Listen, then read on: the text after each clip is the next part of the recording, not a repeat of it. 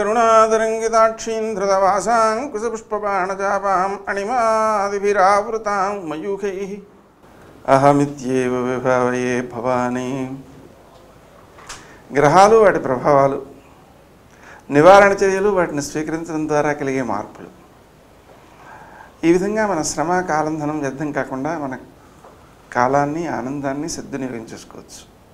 ఎవరైతే ఈ నివారణ చర్యలను చేపట్టి సత్ఫలితాలను పొందారో వారు తమ భావాలను తమ అనుభవాలను కనుక సమకూర్చినట్లయితే తక్కిన వారికి కూడా మార్గదర్శకంగా ఉంటుంది.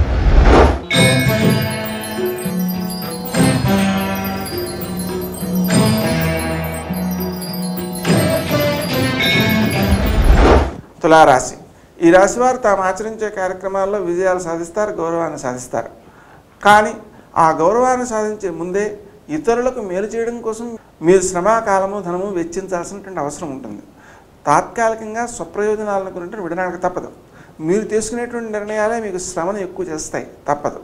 అయినప్పటికీ కూడా అవి తర్వాతి కాలంలో సద్వినియోగం అవుతుంటాయి.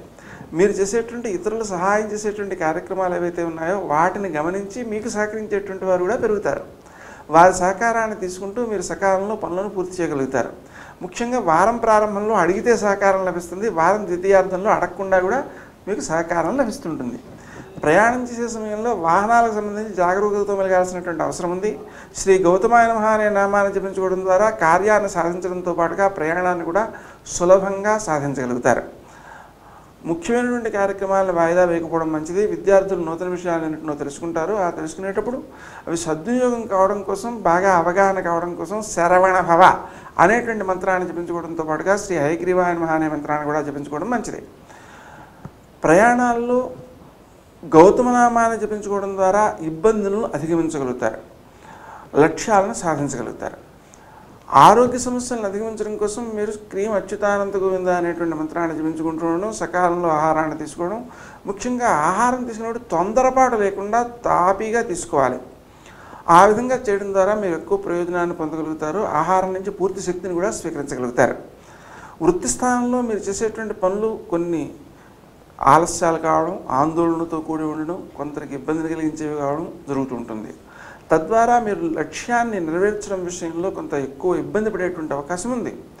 ఆ అంశాలను మీరు దృష్టిలో పెట్టుకుని శ్రీ రాజమాతంగే నమః అనే మంత్రాన్ని జపించుకోవడం ద్వారా సకాలంలో పనులు పూర్తి చేయడంతో పాటుగా మీ పై అధికారుల యొక్క ఆదరాన్ని కూడా మీరు పొందేటువంటి అవకాశం ఉంటుంది.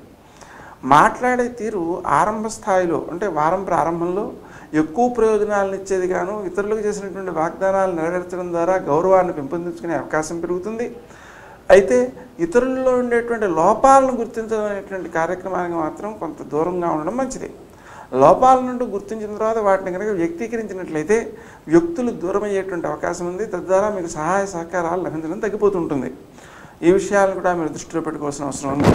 మీరు ప్రవర్తించే తీరు న్యాయబద్ధంగా ఉంటుంది కాబట్టి మీకు ఎక్కువ మంది ఆదరణ లభిస్తుంటుంది. ఆ ఆదరాన్ని సద్వినియోగం చేసుకుంటూ ఉండడం మంచిది.